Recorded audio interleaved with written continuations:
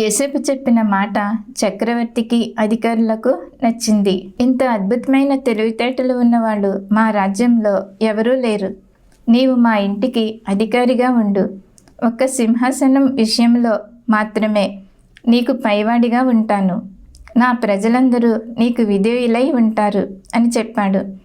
ధాన్యం సేకరించి నిల్వ ఉంచే పనిని ఫరో రాజు యోసేపుకి అప్పచెప్పాడు. యోసేపు ఎంతో తెలివిగా తనకు అప్పచెప్పిన పనిని చేశాడు.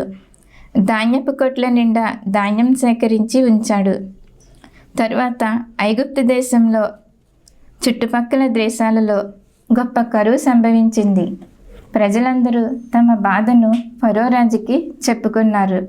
రాజు వారినందరినీ యోసేపు వద్దకు పంపించాడు. యోసేపు ధాన్యపు కొట్లను తెరిపించి అందరికీ ధాన్యం అందించాడు. అతనికి యాజకుడైన